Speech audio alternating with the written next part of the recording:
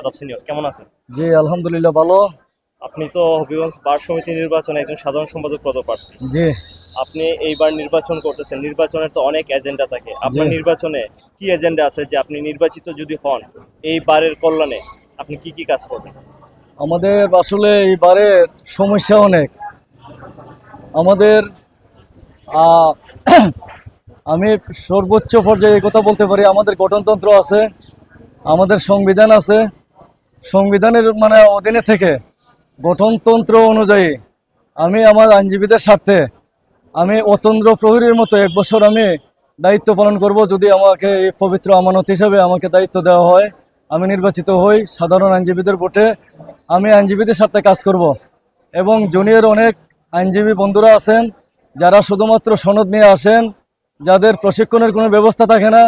আমি আমার নিজ দায়িত্বে বারের পক্ষ থেকে আমি এই নবীন আইনজীবীদেরকে সংবর্ধনা দেওয়া, এদেরকে প্রশিক্ষণ দেওয়া, উপযুক্ত প্রশিক্ষণ দেওয়া, পরবর্তীতে মামলা পরিচালনার ক্ষেত্রে যাতে সহায়ক হয়।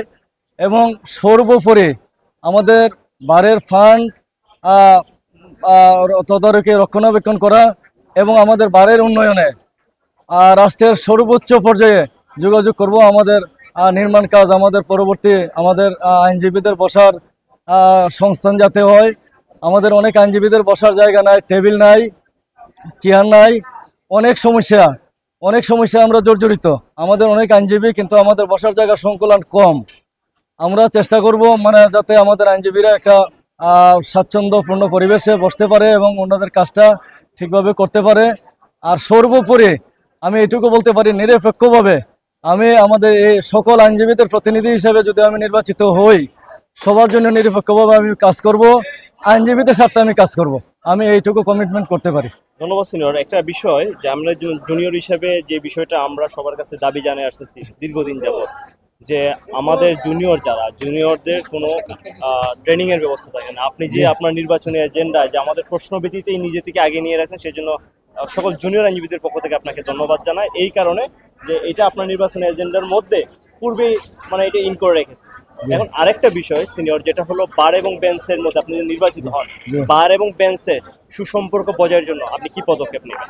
আমার মনে হয় বার এবং বেঞ্চের মধ্যে আমাদের দীর্ঘদিন যাবৎ চমৎকার সম্পর্ক বিরাজমান আছে। আমাদের এখানে বেঞ্চ সম্পর্কে আমাদের তেমন কোনো প্রশ্ন নাই। এরপরেও আমরা যেহেতু কোর্টে কাজ করি, কোনো সময় আমাদের তরফ থেকে ভুল বোঝাবুঝি আসতে পারে, কোনো সময় বেঞ্চ থেকে আমাদের কোনো ভুল বোঝাবুঝি আসতে পারে। যদি এমন কোনো পরিস্থিতির উদ্ভব হয়, সর্বোচ্চ পর্যায়ে গঠনমূলকভাবে আমরা সুন্দরভাবে সমাধান করব, যাতে আমাদের উভয় পক্ষের বার এবং বেঞ্চের সম্মান এবং মর্যাদা সমুন্নত থাকে। আরেকটা বিষয়, বিভিন্ন বারে দেখা যাচ্ছে যে সকল আইনজীবীদের জন্য ঈদ বোনাস অথবা বৈশাখী বোনাসের ব্যবস্থা থাকে। আপনি যদি নির্বাচিত হন তাহলে হবিগঞ্জ বারে এই ধরনের কোনো চালু করবেন কিনা? এই বার আসলে প্রকৃতপক্ষে আমাদের জন্য, আমাদের স্বার্থে, আমাদের বিজ্ঞ সিনিয়রগণ অনেক কষ্ট করে আমাদের একটা ফান্ড রিস্ক করে দিয়ে গেছেন এবং আমরা একটা ভালো ফান্ডের আজকে আমরা মালিক। এই ফান্ড আমাদের, আমাদের টাকা এই ফান্ড গঠিত, আমরা এই ফান্ডের মালিক। সাধারণ সভায় যদি সংখ্যাগরিষ্ঠ মতামতের ভিত্তিতে অন্য অন্য বারের সাথে আলোচনা করে তাদের অবস্থা দেখে যদি আমরা সিদ্ধান্তে পৌঁছতে পারি, যদি সাধারণ আইনজীবীদের মতামত থাকে, সর্বসম্মত মতামত থাকে, আমি মনে করি 2 ঈদে অন্তত পক্ষে সব আইনজীবীরা এই আমাদের ফান্ড থেকে একটা বোনাস ওনারা নিতে পারবেন, পাইতে পারেন। আরেকটা বিষয়, আমাদের বারে দীর্ঘদিন ধরে অনেক সিনিয়ররাই প্র্যাকটিস করেছেন, যদিও বর্তমানে তারা অনেকে দেশের বাইরে। তাদের একটা দাবি থাকে যে বিদেশ থেকে যদি অনলাইনে কোনো ভোটের সিস্টেমের ব্যবস্থা করেন, কারণ আপনি যদি সামনে সাধারণ সম্পাদক হিসেবে নির্বাচিত হন, তাহলে যে নির্বাচন কমিশনের যে গঠনতন্ত্র, সেই গঠনতন্ত্রে ভোটারদেরকে প্রবাসী ভোটারদেরকে অন্তর্ভুক্ত করার কোন ব্যবস্থা গ্রহণ করবেন? আমাদের সাংবিধানিক অবস্থা অনুযায়ী এখন পর্যন্ত এই ধরনের বাইরের থেকে ভোট দেওয়ার মতো কোনো সুযোগ নাই। আমিও ফিল করতেছি আসলে এই জিনিসটা, যেহেতু আমরা ডিজিটালাইজেশনের মধ্যে আছি, আমাদের ওকালতনামা এখন ডিজিটাল। এখন আমরা এই জিনিসটা ফিল করতেছি, আমাদের দেশের বাইরে যারা আছেন, আমাদের সম্মানিত বিজ্ঞ আইনজীবীগণ, ওনারা বিভিন্নভাবে আমাদেরকে কন্ট্রিবিউশন করতেছেন। এরা আমাদের এই ওকালতনামা অন্তর্ভুক্ত আমাদের সদস্য। এবং অনেক আইনজীবী কারাগারে আছেন বিভিন্ন কারণে, অথবা দেশের বাইরে আছেন। আমি মনে করি ডিজিটালাইজেশনের মাধ্যমে ওনাদেরকে ভোটের আওতায় আনার জন্য যা যা করণীয় আমার তরফ থেকে আমি ইনশাল্লাহ এইটুকু আমি এনশিওর করব।